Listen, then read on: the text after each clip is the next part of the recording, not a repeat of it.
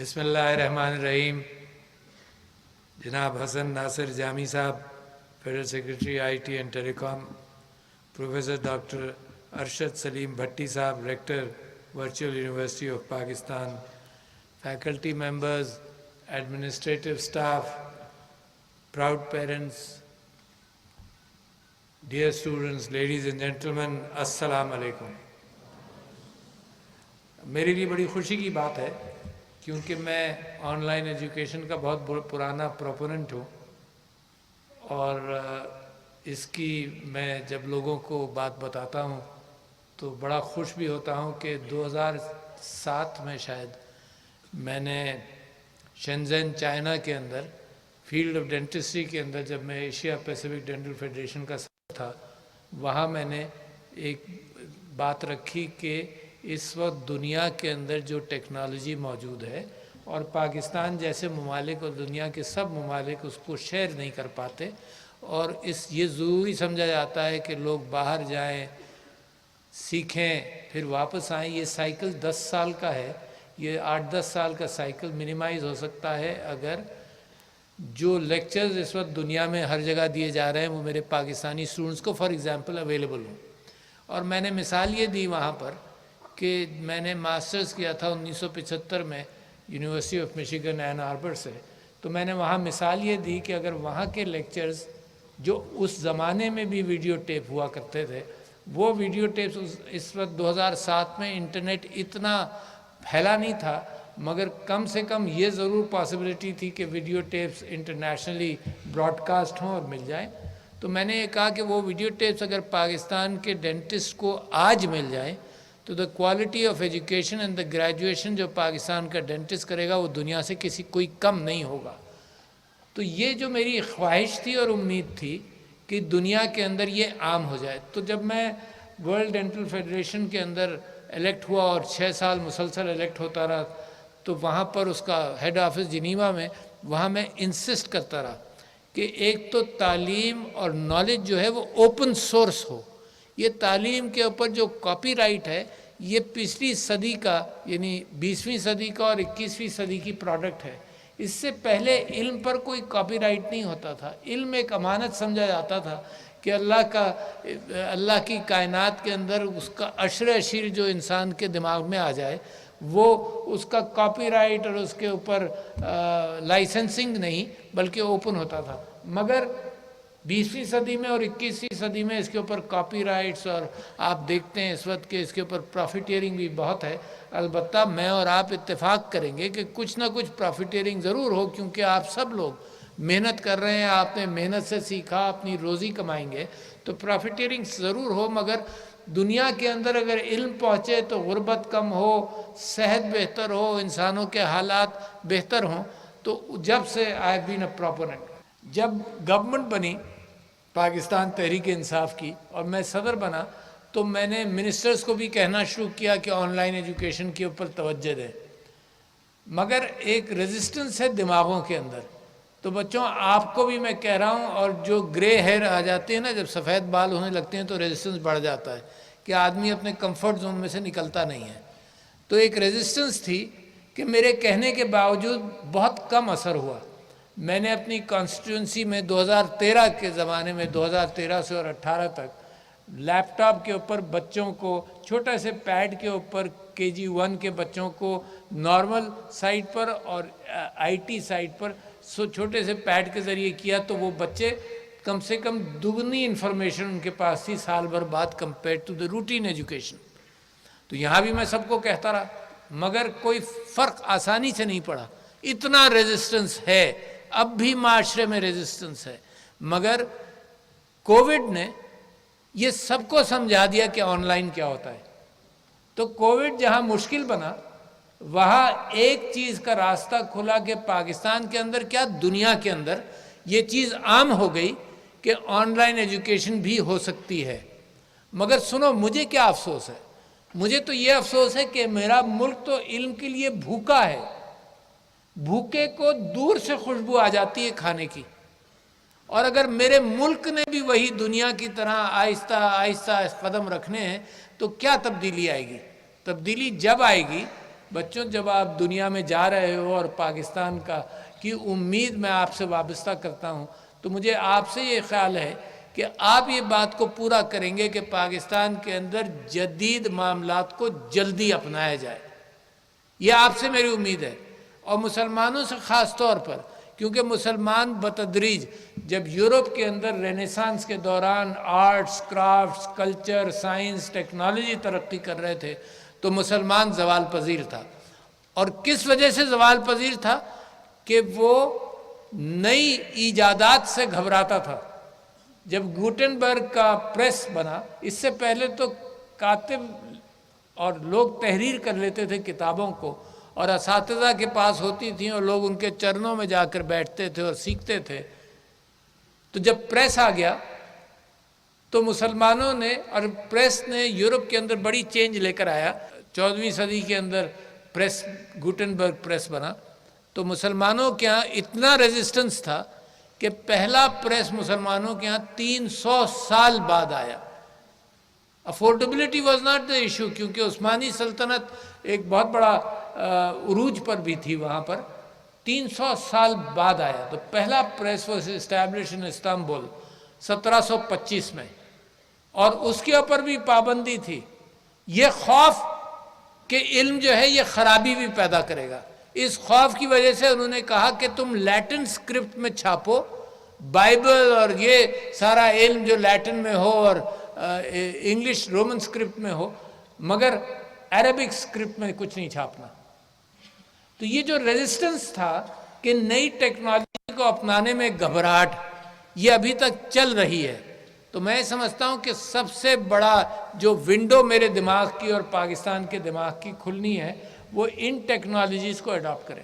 اچھا دیکھیں ابھی کتنی اچھی طرح سے فٹ ہوئی آپ کے، میرا ورچوئل یونیورسٹی سے ایک بڑی محبت کا رشتہ ہے، ہر جگہ اس کی تعریف کرتا ہوں، آپ لوگوں کی ہر جگہ تعریف کرتا ہوں کہ دیکھو پاکستان میں ایک یونیورسٹی ہے جو میں کلیم کر رہا ہوں، اور اس کا ذکر آپ لوگ تو جانتے ہوں گے، جو تقریباً باقی ریگولر یونیورسٹیز سے کاسٹ میں بھی سب سے کم ہے، اور اس بات کا آپ کو موقع دیتی ہے جو دنیا میں اس وقت بے انتہا ضروری ہے کہ آپ اپنے کام بھی کرتے رہیں۔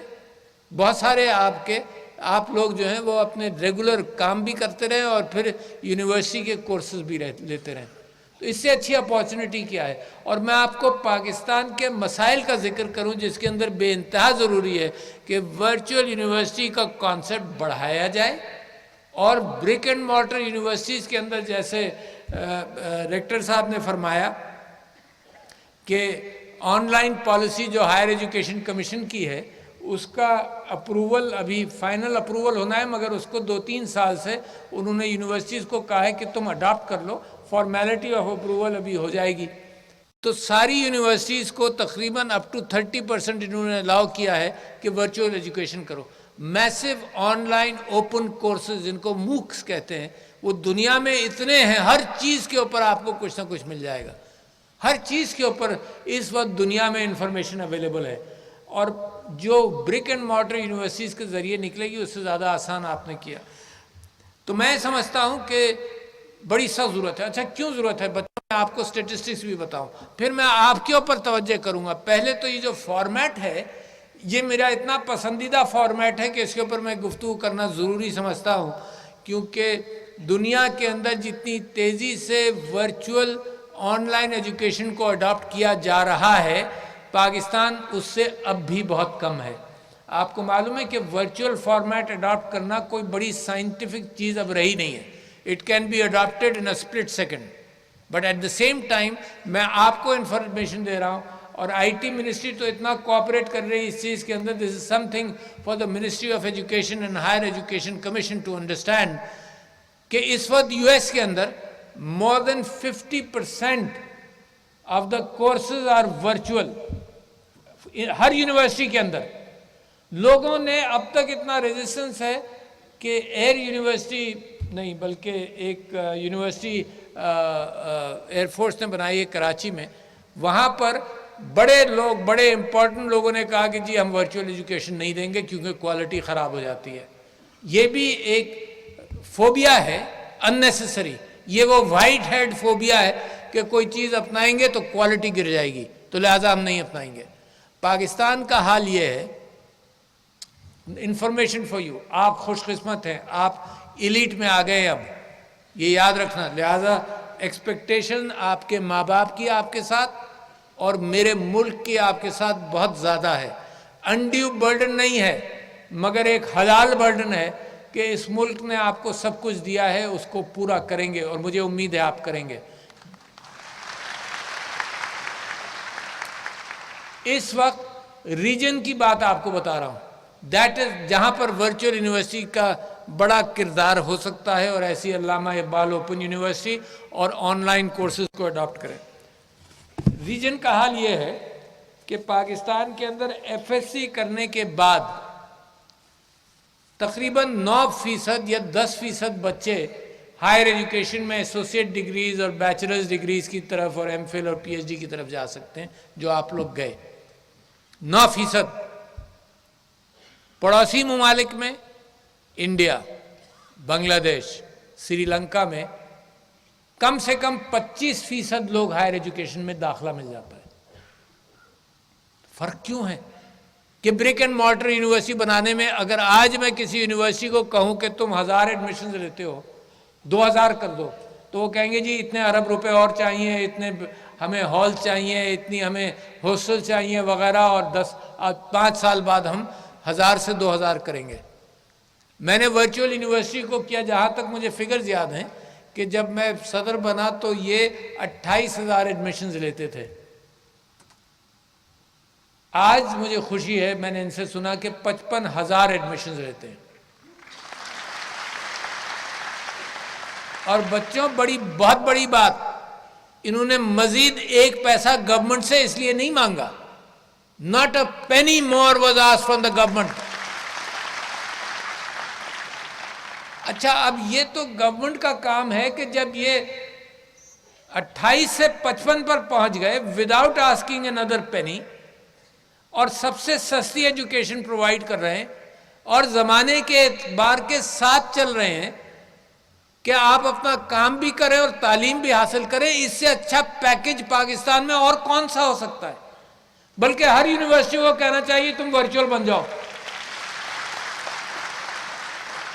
اور مجھے وہ سرپرائز ملتا ہے کہ جب میں سینٹ اور سنڈیکیٹس میں پریزیڈنٹ جو ہے وہ تقریباً 40 یونیورسٹیز کا چانسلر یا پیٹرن ہے، اور ہر جگہ یہ ریزسٹنس ملتا ہے، تو میں خود یونائٹڈ اسٹیٹس کے مثال کے طور پر ہر جو اسٹیٹ ہے اس کے اندر سالانہ ایک رپورٹ سنتے ہیں، وہاں کے سینیٹر سنتے ہیں کہ بھئی ایجوکیشن میں کیا ہوا. تو مور دین 50%، میں نے آپ سے ذکر کیا، مور دین 50% ورچوئل ایجوکیشن دے رہے ہیں، اور کوالٹی بھی امپروو کر رہی ہے. یہ جو سوچنا ہے کہ جو کوالٹی نیچے چلی جائے گی، کوالٹی بھی امپروو کر رہی ہے. تو لہٰذا جہاں میں، اور مقابلہ ہم کس سے کر رہے ہیں ریجن میں؟ ان ممالک سے کر رہے ہیں جہاں کی 25% سے زیادہ بچے ایف ایس سی کے بعد ہائر ایجوکیشن میں جا رہے ہیں. تو لاکھوں کا فرق تو یہیں پڑ گیا. یہ دوسری بات ہے بچوں، یہ غم میرا تم شیئر کر لو.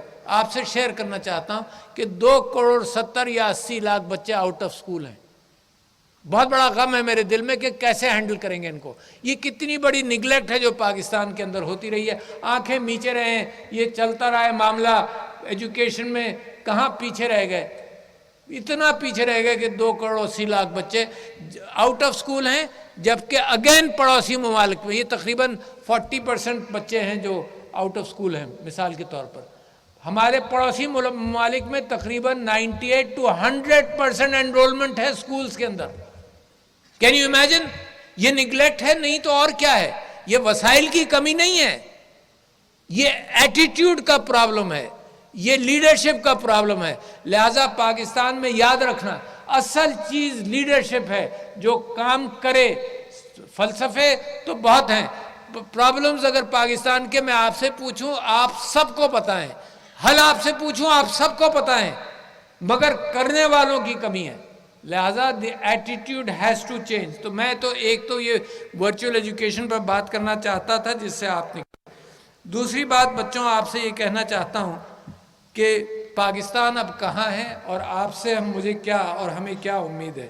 ایک تو یہ کہ اس ملک کی ایک بڑی خوبصورتی ہے، اور وہ ہے ہمارے ملک کی فیملی۔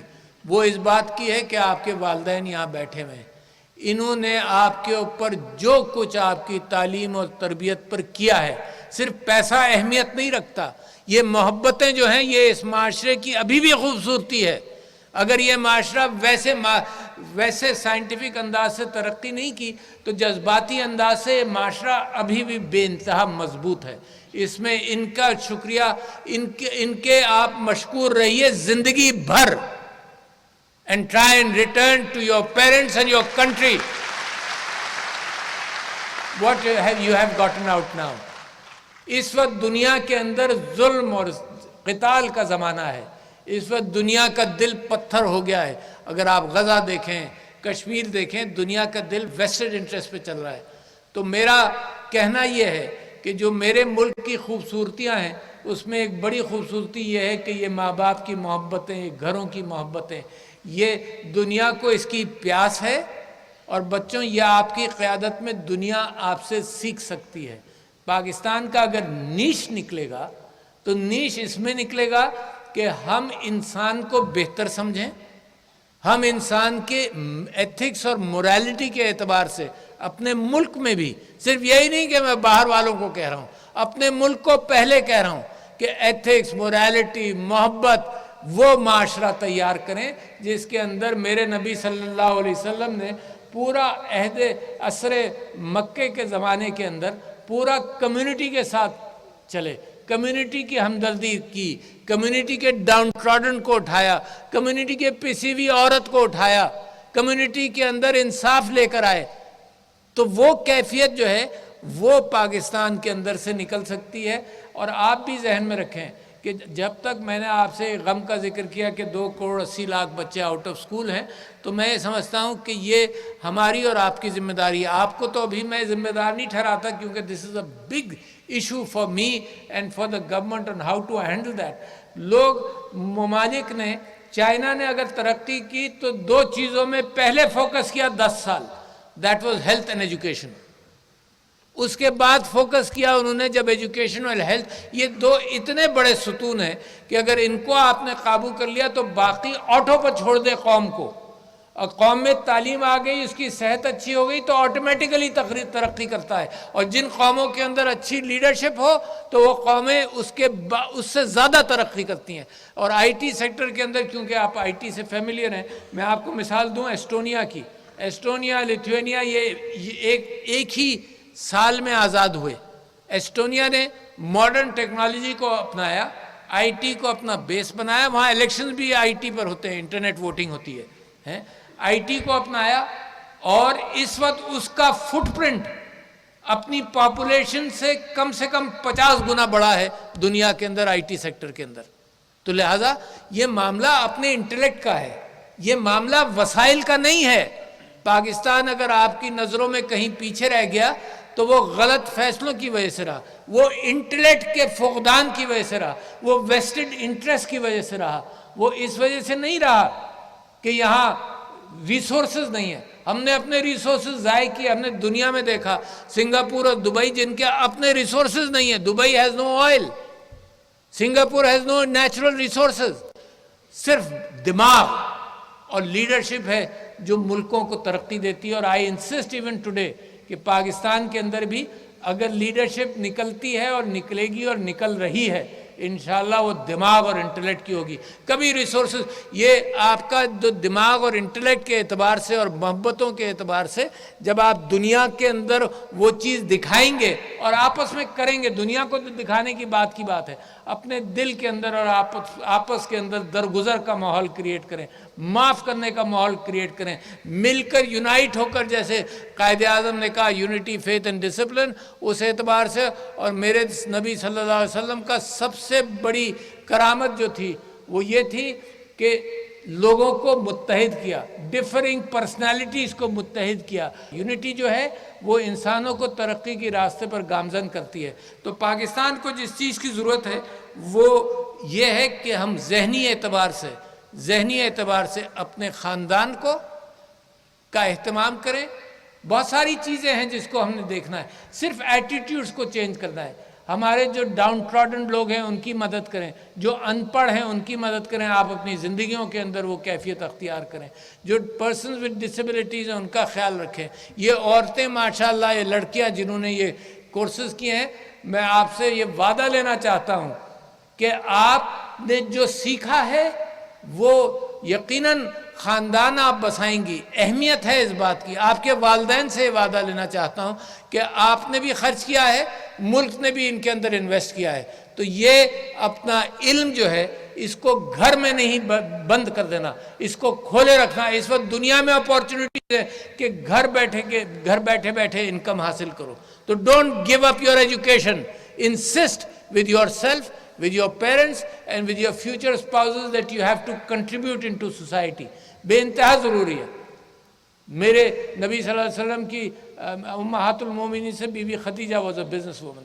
تو یہ ایسنشلز ہیں کہ جتنا آپ نے علم حاصل کیا اس کو آپ واپس اس میں ڈالیں۔ اور آخر میں آپ سے یہ کہنا چاہتا ہوں کہ ایک دعا ہے جو ہر کنووکیشن کے اندر حضرت موسیٰ کی دعا ہے، جو میں آپ بچوں، آپ دنیا میں جا رہے ہیں، ویلیوز کے ساتھ جائیں۔ دیکھو آپ کا ڈائریکشن یقیناً اپنی روزی کی طرف ہوگا۔ Nobody can begrudge that, every one of us نے اپنی روزی کا اہتمام کیا ہے۔ صرف میں چاہتا ہوں کہ ان پرائرٹیز کے اعتبار سے جو آپ نے یہاں سیکھا، آپ یہ سمجھ لیے کہ ورچوئل یونیورسٹی اور ایسی آن لائن ٹیچنگ جو ہے، اس نے آپ کو ایک یونیک ٹیلنٹ دے دیا۔ وہ یونیک ٹیلنٹ دے دیا کہ آپ نے سرچ ورچوئل یونیورس میں کی ہے، آپ نے سرچ کلاؤڈز میں کی ہے۔ یہ دنیا سیکھ رہی ہے، آپ نے آلریڈی دروازے کھول لیے۔ آئنسٹائن سے کسی نے پوچھا کہ تم نے تو یہ تھیوری آف ریلیٹیوٹی اور ان ساری چیزوں پر اتنا کام کیا، تم سمجھتے ہو انسان کا علم کہاں پہنچا؟ تو اس نے کہا بالکل ایسے ہی ہے جیسے لاکھوں کتابوں والی لائبریری کے اندر میں گھس گیا ہوں، اور اس کے اندر ایک کتاب ہے جو کنڈر گارڈن کی ہے، جس کی ایک کتاب کی زبان میری سمجھ میں آئی ہے، تو وہ انسان کا علم ہے۔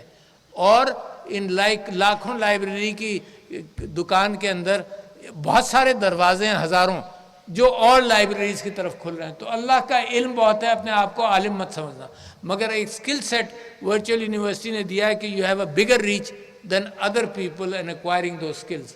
جو ایسوسیٹ ڈگری جن بچوں نے حاصل کی ہے، اس وقت مارکیٹ کو ایسوسیٹ ڈگریز کی زیادہ ضرورت ہے۔ یہ 2 سال کی ٹریننگ مارکیٹ والے ہم سے یہ بار بار کہتے رہے کہ 4 سال کی ٹیچنگ میں ضرورت ہے، ایم فل کی ٹیچنگ میں ضرورت ہے۔ ماشاءاللہ جو آپ لوگوں نے پی ایچ ڈی کیے ہیں وہ بھی ایم فل کیے ہیں، بیچلرز کیے ہیں 4 سال کے، مگر مارکیٹ کو 2 سال کے ایسوسیٹ ڈگری کی ضرورت ہے۔ اس کے بعد وہ آپ خود مارکیٹ میں سیکھ لیں گے۔ اس وقت یو کے کی اسٹیٹسٹک یہ ہے کہ the people who have degrees will earn less than the people who have no degrees, because they are learning from the market, they are learning from the cloud۔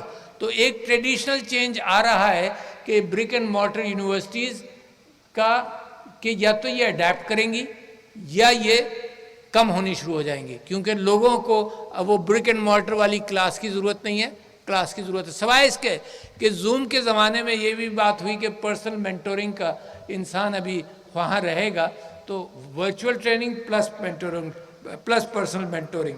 تو میں آپ سے کہہ رہا تھا کہ اخلاقیات کا دامن بے انتہا ضروری ہے۔ اس وقت دنیا میں جو غزہ کے اندر ظلم اور یہ سب کچھ دے رہے ہیں، یہ ورچوئل ایتھکس اور مورالٹی دنیا میں ختم ہو گئی، نہ وہ کرسچن مورالٹی بھی نہیں رہی۔ I praise the Pope، کم سے کم وہ ریکگنائز کر رہے ہیں اور کہہ رہے ہیں کہ ظلم ہو رہا ہے۔ تو سیکولر سٹیٹس کے اندر وہ ایتھکس اور مورالٹی بھی ختم ہے، کیونکہ وہ انہوں نے سوچا کہ انسانیت خود ایک مورالٹی بنے گا۔ انسانیت کیا مورالٹی بنے گا؟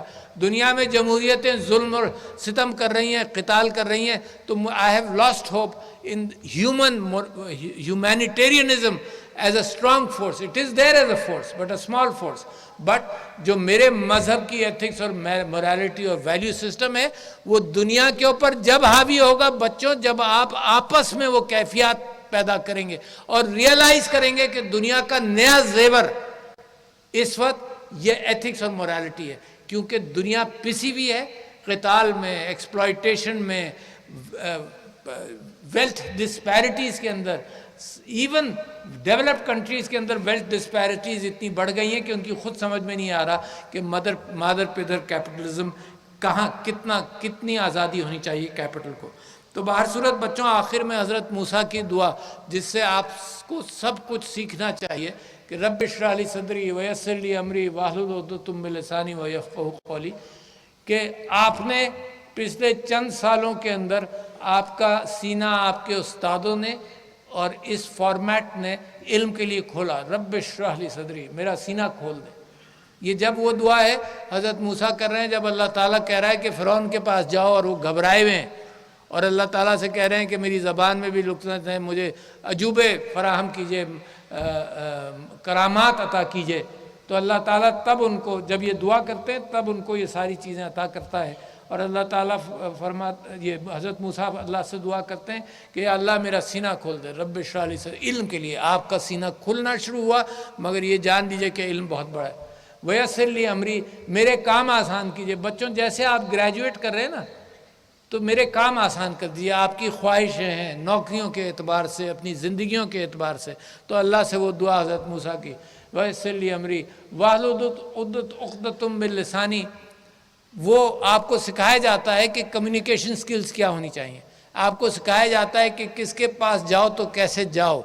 آپ نماز کے اندر اللہ کا شکر ادا کرتے ہیں اور آپ کی زبان نہیں تھکتی کہ 95% نماز میں آپ اللہ کا شکر ادا کرتے ہیں۔